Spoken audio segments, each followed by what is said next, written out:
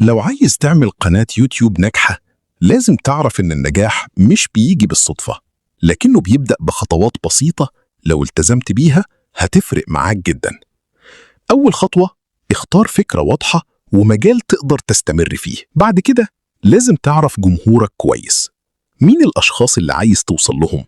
إيه اهتماماتهم؟ وإيه المشاكل أو الأسئلة اللي بيدوروا على حل ليها؟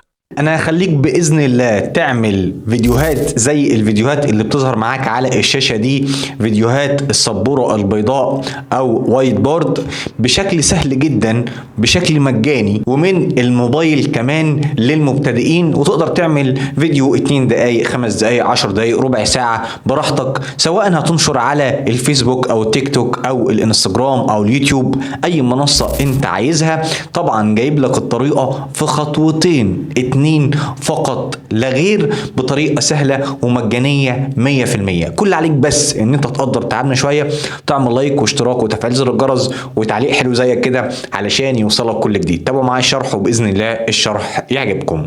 اول حاجه كده يا شباب ركز معايا، اول حاجه كده هروح على شات جي بي تي، هدخل على شات جي بي تي وهتديله الامر اللي هيكون قدامك ده، واللي انا هسيبه لك على قناتي على التليجرام.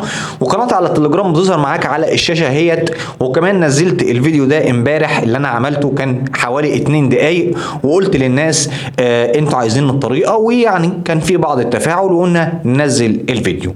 هتقول له في شات جي بي تي اعمل لي وايت بورد بالالوان عن عمل قناة يوتيوب ناجحة. انت هتحط الحاجة اللي انت عايزها، مثلا عن عمل اعلان، عن عمل مثلا جدول لتنظيم الوقت، عن اي حاجة انت حابب ان انت تشرحها. تمام.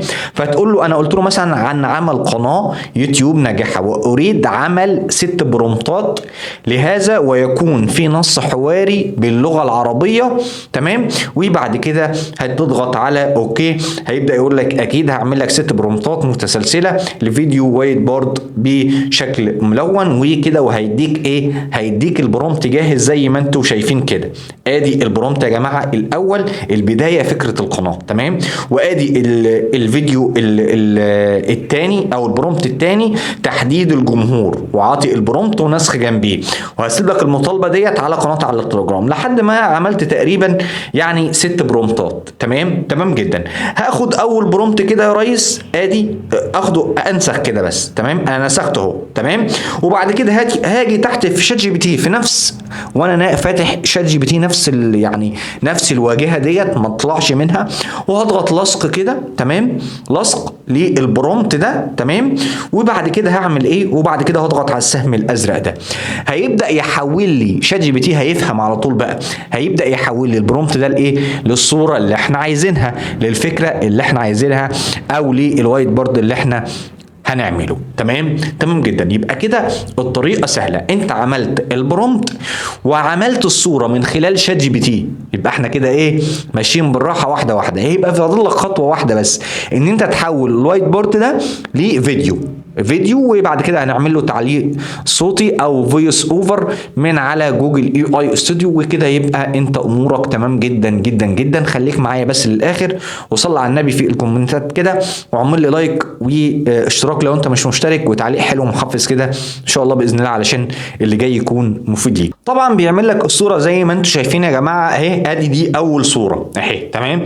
كل اللي عليك بقى ان انت بتضغط على الصوره كده، وتيجي جاي على من هنا كده على الداونلود وتحمل الصوره. يبقى اي صوره انت هتعملها على شات جي بي تي هتبدا ان انت تعمل لها داونلود من السهم ده كده علشان تنزل معاك على الاستوديو. هتروح يا باشا على تاني برومت، ادي تاني برومت هاخده نسخ، وبعد كده برضو هحطه فيه هنا في المكان ده، وبرضو هضغط نفس الطريقه علشان يعمل لي الصوره الثانيه رقم 2. طبعا هو انا كنت عامله قبل كده، فعمل لي اول برومت اهو، ورحت كده تحت نسخت البرومت الثاني اهو، وبرضو عمل لي الصوره الثانيه اعرف جمهورك. ورحت جبت البرومت الثالث وعمل لي برضو ادي الصوره لحد البرومت الرابع والخامس والسادس، كل البرومتات. بعد كده اعمل حفظ للصوره دي. تمام. يبقى انا اعمل حفظ للصور دي. طيب بعد كده انا هعمل ايه، بعد كده في طبعا تطبيق بسيط جدا بيحول لك الصورة دي لفيديو متحرك، تمام، على المتجر بتاع جوجل بلاي. هتضغط على هتكتب image to sketch offline، كمان بيشتغل بدون نت. يعني التطبيق ده كمان مش بيحتاج نت منك، تمام. لو نزلته من على المتجر، وهسيب لك الرابط بتاعه اسفل الفيديو وفي قناة التليجرام، هتبدأ ان انت تنزل التطبيق ده. بعد ما يفتح التطبيق ده هيقول لك لودنج كده، وبعد كده هيفتح معاك بالواجهة السهلة دي. انا عايزك تسيب الاعدادات بتاعته زي ما هي كده، ما تعملش اي حاجة في الاعدادات. طبعا دي الاعدادات بتاع الفريم، وبعد كده الباك جراوند، وبعض الحاجات يعني كده، والفيديو يطلع بعد قد ايه من الصورة والحاجات دي، وسرعة الفيديو والكلام ده. انت سيب الاعدادات بتاعته الافتراضية زي ما هي، وهيعمل لك كل فيديو 20 ثانية، من 17 ثانية ل 20 ثانية. يبقى انت مش محتاج تتعب نفسك وتعمل اي حاجة في الاعداد دي. طيب هنشتغل ازاي يا عم محمد؟ كل اللي عليك يا باشا اللي انت بتضغط على ابلود من هنا كده، تمام، هيدخلك على ايه؟ هيدخلك على الاستوديو. احنا اتفقنا ان احنا حافظين، تمام، حافظين الصور، تمام، حافظين الصور. فهتبدأ تجيب أول صورة أنت عاملها، أدي الصورة، تمام، الصورة أهي، تمام. هيبدأ يضيف لك الصورة اللي أنت عايزها.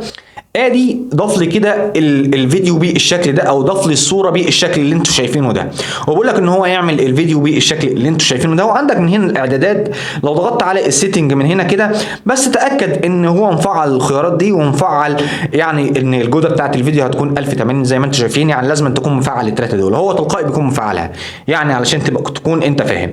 بعد ما تضيف الصوره هتضغط على سمبيت من هنا كده، تمام. بس بعمل حاجه تاني؟ لا يا عم محمد، انا ما بعملش اي حاجه تاني.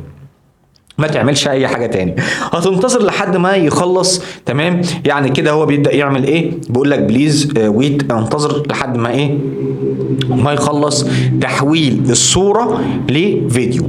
هتلاقيه خلص معاك الفيديو بالشكل ده. طبعا هنا تقدر انت تشغل فيديو. تعالوا نشغل الفيديو كده ونشوفه، تمام، مع بعض كده. ادي الفيديو اهو يا جماعه، بيرسم لك الفيديو اهو زي ما انتم شايفين. ادي الفكره كلها. طبعا بيكتب باللغه العربيه زي ما هو موجود في الصوره، زي ما انتم شايفين بالشكل اللي انتم شايفينه ده. ولكن هو مشكلته بس ان هو ما بيطلعش صوت، يعني ما فيهوش مؤثرات صوتيه. بس احنا هنعمل الكلام ده. طبعا زي ما انتم شايفين الفيديو اشتغل معاك. هتعمل ايه؟ هتضغط على السهم ده، تمام، بالشكل ده، وهتبدا هيدخلك على الاستوديو، هيدخلك على الفولدرات دي. شوف عندك بقى الفولدر اللي فاضي عندك على الموبايل، وهتبدا ان انت تفتح مثلا وليكن على الداونلود، وتبدا تختار اي حاجه وتضيف الفيديو، تمام. تمام جدا. هتاجي تاني فيديو برضو، وهتضغط بقى على ايه؟ هتضغط برضو على ابلود، وتختار الصوره رقم 2. يعني انت ماشي بالترتيب زي ما انتم شايفين كده. هتختار الصوره رقم 2، وبعد كده هتضغط على سمبيت، هيبدا برضو يعمل لك الصوره رقم 2 زي ما انتم شايفين كده. فانت بتعمل كل صوره، تمام، بتعملها بالشكل ده لحد ما تجمع الصور كلها وتحول الصور كلها لفيديو عندك. وبعد ما تخلص كل الفيديوهات بالشكل اللي انتم شايفينه ده، هيبقى فاضل خطوه واحده بس، ان احنا نعمل فويس اوفر، تمام، فويس اوفر، تمام، او صوت للقصه. طيب هنعمل الكلام ده ازاي؟ هترجع يا ريس، هترجع لي تاني على شات جي بي تي، تمام، هترجع تاني على شات جي بي تي، وهتجيب نفس الاختيارات، تمام، نفس الخيارات. بعد ما تخلص كل الصور هتبدا تقول له اعمل لي فويس اوفر مجمع للقصه، تمام، اعمل لي فويس اوفر مجمع للقصه. هيبدا يعمل لك فويس اوفر بالشكل اللي انتم شايفينه ده، يعني النص الكتابي اللي هيتقال على الفيديو، تمام، اللي بيشرح الفيديو، تمام، بالشكل ده. ادي اهو النص كله يا جماعه. لو حابب ان انت تقلل النص، هتقول له اعمل لي نسخه مثلا 40 ثانيه على حسب الفيديوهات اللي انت عاملها، او اعمل لي فيديو مثلا، اعمل لي نسخه مثلا 2 دقيقتين او دقيقه، على حسب. هيعمل لك نسخه زي ما انتم شايفين كده مثلا 40 ثانيه. هتاخد النسخه دي كده، هتاخدها نسخ، تمام، بالشكل ده، وهتروح على جوجل استوديو اي اي، تمام. هتدخل طبعا هندخل كده على جوجل، تمام، وهتبدا تكتب في جوجل كده ايه باللغه العربيه او باللغه الانجليزيه عادي، جوجل استوديو اهو. هيفتح معاك جوجل استوديو بالشكل ده. هتبدا تجيب على جنريت ديت جنريت سبيد دي، بتجيب الاختيار ده تمام، هتضغط عليه بالشكل اللي انتوا شايفينه ده تمام، هيبدا يدخلك على الواجهه اللي انتوا شايفينها دي. هتضغط على الكلمه الكبيره دي تمام، هتضغط على الكلمه دي اللي قدامك دي، هتضغط عليها ضغطه كده تمام، هتضغط عليها ضغطه هيجيب لك الخيارات اللي قدامك دي، هتجيب على سيتنج من هنا كده تمام، وتبدا تختار الصوت. انا اللي يهمني اختيار الصوت. بعد ما اجيب على السيتنج هتنزل على الاختيار ده تمام، انزل على الاختيار ده علشان تختار الصوت، وانزل لتحت كده هتلاقي الاصوات اهي، ادي الاصوات. What idea do you want to bring to life? اختار بقى الصوت اللي انت عايزه. الصوت اللي بعده What sparks your interest? اهو، الصوت اللي بعده What's a skill you'd like to develop? الصوت اللي انت هتختاره خلي عليه تمام، خلي عليه كده، وبعد كده اضغط على الاكس من هنا مره تانية تمام، وبعد كده يا ريس هتاجي في المكان ده وتاجي لاصق، تعمل لصق للقصه او للفويس اوفر، وبعد كده يا ريس هتضغط على رن من تحت كده تمام اهو. لو عايز تعمل قناة يوتيوب ناجحة اهو تمام، هيبدا يعمل لك ايه، هيجيب لك رن كده وهتنتظر لحد ما يعمل لك الصوت ده، هيبدا يعمل لك الصوت ده. هنا عمل لي الصوت وخلص الصوت، تعالوا نسمع اهو. لو عايز تعمل قناة يوتيوب ناجحة ابدأ بفكرة واضحة واختار مجال بتحبه وتقدر تستمر فيه. تمام، هو كده بيقول لك القصه بتاعتك. هتعمل ايه، تضغط على داونلود من هنا اهي، هتضغط على داونلود علشان يحفظ لك الصوت. خلاص كده تم تنزيل ملف الصوت. خلاص كده يا باشا احنا خلصنا كل حاجه. هتعمل اخر خطوه تمام، اخر خطوه هتروح على برنامج كاب كات، وهسيب لك نسخه كاب كات لو هي مش عندك على قناتي على التليجرام، وهتضغط على فيديو بالشكل ده، وهتبدا تجمع الفيديوهات يا ريس زي بالترتيب بقى، تبدا ان انت تجمعها بالترتيب زي ما انا عامل كده تمام، زي ما انا عملت بدات ان انا اجمع الفيديوهات كلها اهي تمام، هبدا ان انا اجمع الفيديوهات كلها بالترتيب بالشكل ده ورا بعض تمام بالشكل ده. وبعد كده يا ريس هبدا ان انا اضغط على اضافه صوت من هنا كده تمام، او ان انت بتنزل لتحت كده وتجيب على كلمه الصوت تمام، وبعد كده بتمشي بايدك كده، وبعد كده تدخل على كلمه الاصوات تمام، وبعد كده هيدخلك على الشكل ده، هتجيب على شكل الفولدر ده، وبعد كده ادخل على الجهاز، كلمه الجهاز هتلاقي عندك الاصوات ايه، هتبدا تجرب تشوف الصوت تمام، هيدخلك على الاصوات زي ما انتم شايفين. ادي الاصوات يا جماعه تمام، ادي مثلا الصوت اهو يا جماعه. لو عايز تعمل قناة يوتيوب ناجحة لازم تعرف ان النجاح مش بيجي بالصدفة. هتضغط على الزائد بقى، علامة الزائد دي، وهيتضاف معاك تحت اهو كده تمام، هيتضاف معاك بالشكل اللي انتوا شايفينه ده. طبعا انا ضايفه قبل كده فهحذفه، وهيكون الصوت متركب زي ما انتوا شايفين كده. تعالوا نسمع بقى من اول الفيديو اهو. لو عايز تعمل قناة يوتيوب ناجحة لازم تعرف ان النجاح مش بيجي بالصدفة، لكنه بيبدأ بخطوات بسيطة لو التزمت بيها هتفرق معاك جدا. أول خطوة، اختار فكرة واضحة ومجال تقدر تستمر فيه. بعد ما تخلص وتكون مظبط كله مع بعضه كده، لازم أن يكون مثلا الفيديو ماشي مع الصوت يا جماعه، تبدا تظبط، تبدا تقص حته بتاع كده تمام لحد ما يبقى الفيديو كله ماشي مع بعضه. وبعد كده بتضغط على كلمه تصدير اكسبورت من فوق كده علشان يبدا يعمل لك، طبعا يبدا يعمل لك عمليه تصدير للفيديو بشكل كامل. يا رب اكون افدتكم باي حاجه. لو حسيت فعلا نفسك باي حاجه اعمل لايك، اشتراك، تفعيل زر الجرس، وتعليق حلو زي كده علشان يوصلك كل جديد. اشكركم جدا، سلام.